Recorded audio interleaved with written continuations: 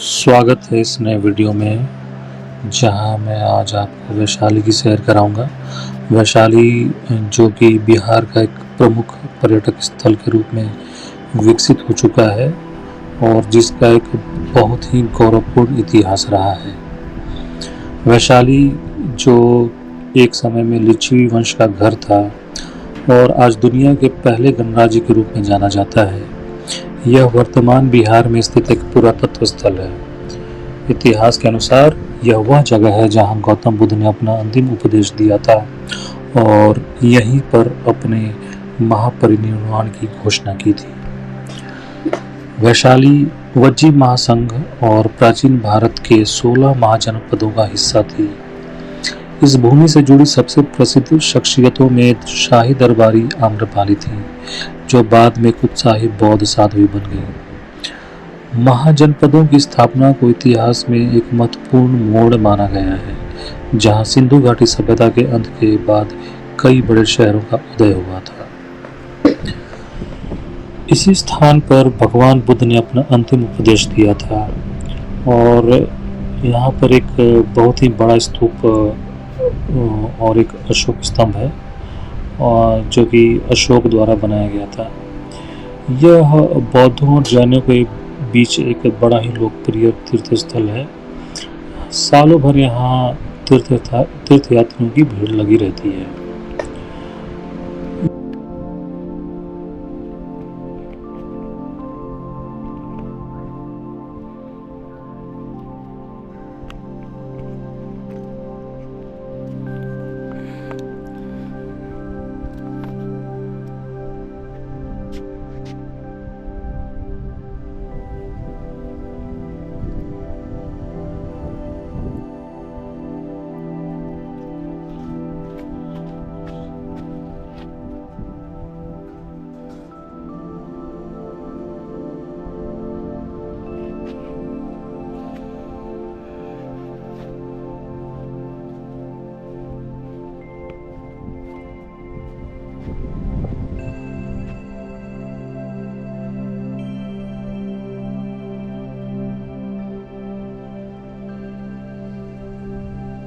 यह जहाँ अभी हम हैं, यह अशोक स्तंभ है। अशोक स्तंभ जो है वह वैशाली का एक सबसे लोकप्रिय पर्यटन स्थल है, जो एक बौद्ध मठ और रामकुंड नाम के एक तालाब के पास स्थित है। यह भी अन्य अशोक स्तंभों की तरह ही एक शेर वाला स्तंभ है, लेकिन इस अशोक स्तंभ और अन्य अशोक स्तंभों के बीच में अंतर यह है कि इसमें केवल एक सिंह है। बाकी सभी स्तंभों में आपने देखा होगा कि 4 शेर होते हैं, एक दूसरे के चारों दिशाओं में जो देखते रहते हैं। जो सभी स्तंभ हैं यह बौद्ध मठों में बनाए गए थे, जिनमें से कई महत्वपूर्ण स्थल बौद्ध मठों में ही बने हुए हैं। वैशाली आज केले और आम के बागों के साथ साथ चावल के खेतों से घिरा हुआ एक छोटा सा गांव है, लेकिन इस क्षेत्र में खुदाई से एक प्रभावशाली ऐतिहासिक अतीत सामने आया है। रामायण में भी यहाँ के राजा वीर विशाल की कहानी का उल्लेख है। इतिहासकारों का कहना है कि प्रतिनिधियों की एक निर्वाचित सभा के साथ दुनिया के पहले लोकतांत्रिक गणराज्यों में से यह एक यहाँ 6ठी शताब्दी ईसा पूर्व में यह शहर फला फूला था। बज्जियों और लिच्छियों के समय में यह अपने चरमोत्कर्ष पर था, जब मौर्य और गुप्तों की राजधानी पाटलिपुत्रा का गंगा के मैदान पर राजनीतिक वर्चस्व था। उस समय वैशाली व्यापार का एक बहुत ही बड़ा केंद्र था। साथ ही साथ यहाँ पर कई उद्योग भी थे। भगवान बुद्ध अक्सर वैशाली का दौरा किया करते थे और यहीं पर जो यह स्थल है इसे कोल्हुआ भी बोलते हैं। इसी स्थल पर इन्होंने अपना अंतिम उपदेश दिया था और इसी घटना के उपलक्ष्य में सम्राट अशोक ने 3री शताब्दी ईसा पूर्व में यहाँ पर अपना एक प्रसिद्ध सिंह स्तंभ बनवाया था। बुद्ध के महापरिनिर्वाण के 100 साल बाद वैशाली में दूसरी महान बौद्ध संगति का आयोजन हुआ था। इस घटना के उपलक्ष्य में 2 स्तूप बनवाए गए थे। यह जैन धर्म के लिए भी एक बहुत ही महत्वपूर्ण तीर्थ स्थल है, क्योंकि भगवान महावीर का जन्म वैशाली में ही 527 ईसा पूर्व में हुआ था और वे 22 साल की आयु तक वैशाली में ही रहते थे। वैशाली के बाहरी इलाके में 2 मंजिला बौद्ध मठ था। बुद्ध अक्सर वहीं पर प्रवचन किया करते थे। उन्होंने यहाँ स्थापित पवित्र व्यवस्था में महिलाओं को प्रवेश देकर उन्हें आध्यात्मिक मुक्ति का मार्ग प्रदान किया। कहा जाता है कि एक बार उनकी यात्रा पर कई बंदरों ने उनके आराम से रहने के लिए एक तालाब खोद दिया था और उन्हें शहद का एक कटोरा दिया था। इसे बुद्ध की कथाओं में महान घटनाओं में से एक माना जाता है। उन्होंने अपने निर्वाण की घोषणा यहीं पर की और यहाँ पर ही अपना अंतिम धर्म प्रचार किया था। जब वे कुशीनगर जा रहे थे तब लिच्छवियों ने उन्हें विदाई देने के लिए एक लंबा रास्ता तय किया और अंत में उन्हें रोक लिया। वह एक बार फिर अपने प्रिय इसी वैशाली शहर में अंतिम दर्शन के लिए रुके और वैशाली को धर्म परायणता के रूप में उन्होंने अपना भिक्षा पात्र दे दिया, जो लंबे समय तक यहाँ पर रहा था। कोल्हुआ में एक ईंट स्तूप के बगल में एक आदमकद स्तंभ बुद्ध के अंतिम उपदेश और उनके निर्वाण की घोषणा की याद दिलाता है। शहर का मुंह जो है वो उत्तर की तरफ है, जिस दिशा में बुद्ध ने अपनी अंतिम यात्रा की थी। और इसके बगल में यह एक तालाब है जो बंदरों द्वारा शहद चढ़ाने से जुड़ा है। वैशाली में एक संग्रहालय भी है जो यहाँ खोजे गए कुछ पुरातात्विक अवशेषों का संग्रहालय है। संग्रहालय के सामने ही अभिषेक पुष्करणी है जो लिच्छवियों के लिए एक पवित्र स्थल थी। झील के एक तरफ नवनिर्मित विश्व शांति स्तूप है जो भारत में निर्मित होने वाली श्रृंखला का 6ठा स्तूप है। संग्रहालय के पास ही एक छायांकित स्तूप भी है जिसके बारे में माना जाता है कि इसमें बुद्ध की अस्थियों के साथ संदूक का अवशेष रखा गया है। उसका भी दर्शन कराने हम आपको ले चलेंगे इसी वीडियो में, अंत तक आप देखते रहिए। फिलहाल हम इस स्थल की बात करते हैं, कोल्हुआ की। तो जैसा मैंने आपको पहले ही बताया कि बुद्ध के अंतिम निर्वाण के लगभग 100 साल बाद धम्म और विनय प्रश्नों का हल करने के लिए वैशाली में दूसरी बौद्ध संगीति का आयोजन किया गया था। बुद्ध के निर्वाण के पहले 500 वर्षों में यह स्थान तीर्थयात्रियों के बीच काफी लोकप्रिय था, क्योंकि यहाँ पर बुद्ध का भिक्षा पात्र भी रखा गया था जिसे पहले केसरिया में प्रतिस्थापित किया गया था। 13वीं ईस्वी में मुसलमानों के आक्रमण के बाद उस भिक्षा पात्र को आक्रांता अपने साथ अफगानिस्तान लेते गए और आज वह एक छोटे से गांव में एक छोटे से मुस्लिम तीर्थ स्थल पर रखा हुआ है। अब थोड़ा शेर स्तंभ के बारे में जान लेते हैं। यह जो शेर स्तंभ है ये सम्राट अशोक द्वारा बनवाया गया था और ये बहुत ही सुंदर दिखता है यह अशोक स्तंभ। और समय के साथ खुदाई से संकेत मिलता है कि वैशाली के निवासी शहर के पूर्वी हिस्से में रहते थे जहां जमीन धीरे धीरे ऊपर उठती थी। इसकी वजह से यहाँ की आबादी को हर साल आने वाले बाढ़ से बचने में सहायता मिलती थी। यहाँ बड़ी संख्या में कुएं, मिट्टी के बर्तन, औजार और पत्थर की थालियों की भी प्राप्ति हुई थी। वैशाली हालांकि अभी भी एक कुलीन तंत्र था, अपने पड़ोसी निरंकुश राजतंत्रों में अलग था। इसमें वंशानुगत राजशाही के लिए कोई स्थान नहीं था, लेकिन कई मायनों में यह आधुनिक लोकतंत्र के करीब भी नहीं था। लिच्छवी जो वर्तमान नेपाल में काठमांडू घाटी और उत्तरी बिहार के प्रमुख हिस्से पर आधिपत्य रखते थे, एक विधानसभा द्वारा शासित होते थे। यहाँ पर लगभग 7000 राजा हुए जो सभी प्रमुख परिवारों के मुखिया थे अपने समय में। ये राजा प्रत्येक वर्ष एक शासक के रूप में अपने समूहों से एक सदस्य का चुनाव करने के लिए मिलते थे और केवल एक छोटी लिच्छवी आबादी को ही वोट देने का अ, सौभाग्य प्राप्त था। ये जो आबादी थी मुख्यतः क्षत्रिय कबीले से संबंधित पुरुषों की आबादी थी, वही इसमें वोट दे सकते थे। 3 प्रमुख पदाधिकारियों ने मिलकर काम किया: शासक प्रमुख, उप प्रमुख और सेना प्रमुख। आपराधिक कार्यवाही के संदर्भ में अभियुक्त न्यायाधीशों की 7 परतों से गुजरता था और अंतिम न्यायाधीश राजा होता था, जो कि सजा का निर्धारण करता था। विशाल टीला, जिसे आज राजा विशाल का गढ़ कहा जाता है, सदियों पहले 700 लोगों के बैठने की क्षमता के साथ लिच्छवी के लिए एक संसद के रूप में कार्य करता था। लिच्छवियों ने गुप्त काल में वैशाली को आबाद करना जारी रखा। हालांकि शहर का पतन मगधवज्जी युद्ध के कारण हो गया था, जहां हरेक वंश के राजा अजातशत्रु ने कुलीन तंत्र को हरा दिया था। अजातशत्रु ने वैशाली को अपने कब्जे में लेने का तरीका निकालने के लिए खुद बुद्ध से सलाह ली थी। उत्तरार्ध में इसे कठिन उपलब्धि माना।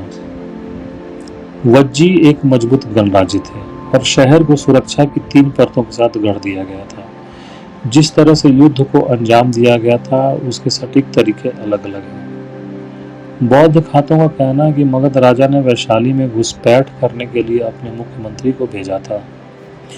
यह निर्वासित होने के बहाने किया गया था और मंत्री वज्जियों के बीच फूट डालने में सक्षम था।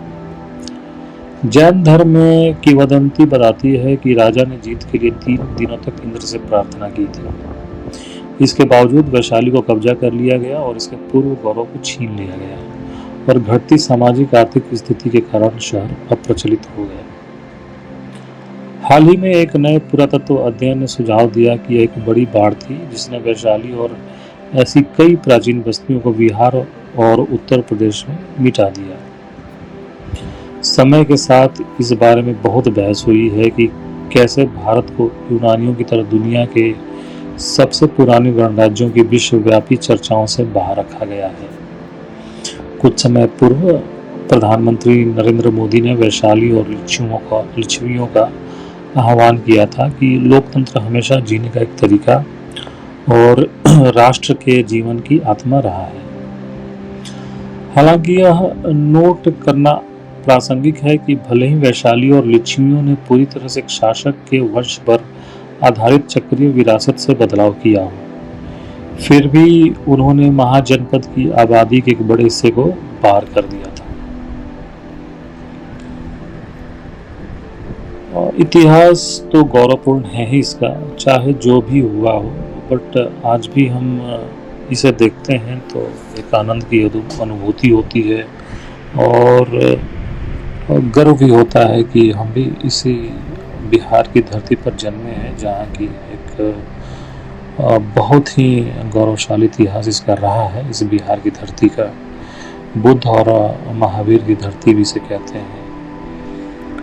तो यह वैशाली एक बार जरूर घूमने लायक जगह है। कई जगह है यहाँ पर दर्शनीय स्थल हैं। एक तो जो आपने सामने देख ही रहे हैं, इसके अलावा बावन पोखर मंदिर भी है, विश्व शांति स्तूप भी है।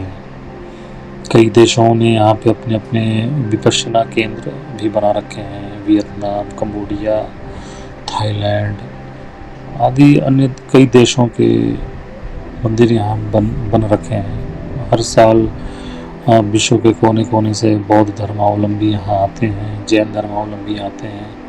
भगवान महावीर का जन्मस्थल भी यहीं पास में है, वहाँ वह भी जैन धर्म के धर्मावलंबियों का सबसे महत्वपूर्ण तीर्थ स्थल है।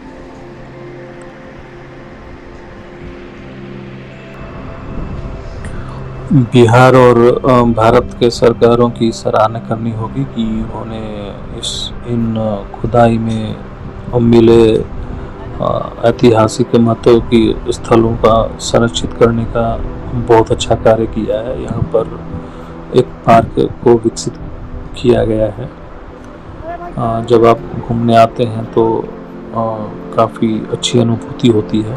एक सुंदर सा पार्क बनाया गया है, यहाँ पर लीची और आम के भी बगीचे हैं। इसके साथ ही कई प्रकार के सुंदर सुंदर फूलों की भी बागवानी की गई है और साफ सफाई काफ़ी अच्छी है। यहाँ पर घूमने में काफ़ी आनंद आता है और अनुभूति होती है कि हम इतिहास में पहुँच चुके हैं, प्राचीन काल में पहुँच चुके हैं और इन स्थलों पर देखकर लगता है कि हमारे पूर्वज कितने समृद्ध रहे होंगे।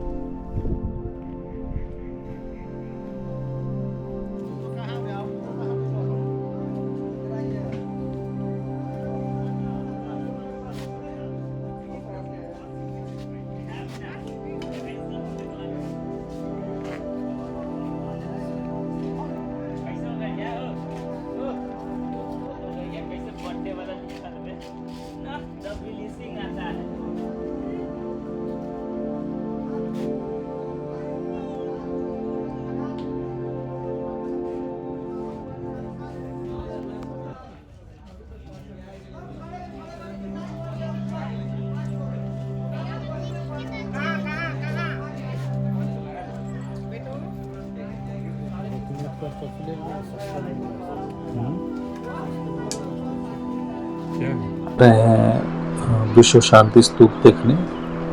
यह स्तूप शांति और प्रेम का प्रतीक है और इसकी नींव और शीर्ष में बुद्ध के अवशेष हैं। विश्व शांति स्तूप, जिसे शांति के स्तंभ के रूप में भी जाना जाता है, बौद्धों के लिए सबसे नया पवित्र आकर्षण है। भारत और जापान सरकार द्वारा संयुक्त रूप से निर्मित विश्व शांति स्तूप दुनिया का सबसे ऊंचा स्तूप है। वैशाली वह स्थान है जहां बुद्ध ने अपने निर्वाण से पहले अपना अंतिम उपदेश दिया था। विश्व शांति स्तूप को सौधर्म पुंडरीका सूत्र की शिक्षा के अनुसार प्रेम और शांति का प्रसार करने के लिए और पृथ्वी पर शुद्ध भूमि बनाने के लिए बनाया गया है। दुनिया भर में स्तूपों का निर्माण द्वितीय विश्व युद्ध के अंत में जापान के हिरोशिमा और नागासाकी में परमाणु बमों की त्रासदी को देखने के बाद निचिदात्सु फूजी गुरुजी द्वारा शुरू किया गया था। विश्व शांति स्तूप वैशाली का निर्माण निप्पोंजन म्योजी और राजगीर बुद्ध विहार सोसाइटी द्वारा किया गया है। भारत और जापान में भक्तों के योगदान के माध्यम से भगवान बुद्ध के अवशेष को स्तूप की नींव और शीर्ष पर स्थापित किया गया है। इस स्तूप में भगवान बुद्ध के जीवन के प्रमुख चरणों पर दिखाया गया है। उनका जन्म काल को दर्शाया गया है। उनके ज्ञान प्राप्ति के अवसर को इस पे दिखाया गया एक मूर्ति के माध्यम से। उन्होंने जो अपना पहला प्रवचन दिया था, धर्म प्रचार की शुरुआत की थी, उसको भी एक मूर्ति के माध्यम से दिखाया गया है। फिर उन्होंने जब महापरिनिर्वाण प्राप्त किया तो उसको भी एक मूर्ति के द्वारा दिखाया गया है। तो इस स्तूप पर कुल 4 मूर्तियां भगवान बुद्ध की जो चारों दिशाओं में हैं, और हर मूर्ति का एक अपना अलग ही महत्व है। आप इस स्तूप में जाएंगे तो इस स्तूप के चारों तरफ घूमकर आप इन मूर्तियों के दर्शन कर सकते हैं। यहाँ आने पर काफ़ी शांति की अनुभूति होती है, बहुत ही आनंद आता है। एक बार तो घूमने लायक है ही। इस वीडियो को अंत तक देखिए, अपने बिहार को इतिहास पर गौरव कीजिए, और अगर आपको यह वीडियो पसंद आया हो तो इसे लाइक करें, मेरे चैनल को सब्सक्राइब करें। आपने पहले भी मेरे वीडियोस को काफ़ी प्यार दिया है। खजुराहो पर बनाए गए मेरे दोनों वीडियो काफ़ी लोकप्रिय हुए हैं, काफ़ी सारे व्यू मिल रहे हैं। उम्मीद है कि इस वीडियो पर भी आप वैसा ही प्यार लुटाएंगे और ज़्यादा से ज़्यादा लोग मुझसे इस चैनल के माध्यम से जुड़ सकेंगे, मेरा उत्साह बढ़ाएंगे, ताकि मैं प्रेरित हूँ और भविष्य में और भी अच्छे अच्छे स्थलों पर जा कर के वहाँ वीडियो बनाऊँ और आप लोगों तक पहुँचाऊँ। मेरी कोशिश रहती है कि उस स्थल से जुड़े जो भी ऐतिहासिक घटनाएं हैं, ऐतिहासिक महत्व की बातें हैं, वह आप लोगों तक पहुँचाऊँ। तो अगर आपको यह वीडियो पसंद आते हैं तो मेरे चैनल को ज़रूर सब्सक्राइब कीजिए, लाइक कीजिए, और नोटिफिकेशन पे भी प्रेस कीजिए, ताकि अगर कोई वीडियो में डालूं तो आपको नोटिफिकेशन आ जाए। तो अब इसे यहीं पे समाप्त करते हैं, फिर मिलेंगे एक नए वीडियो के साथ। इस वीडियो को देखने के लिए, अंत तक देखने के लिए धन्यवाद। जय हिंद, जय भारत।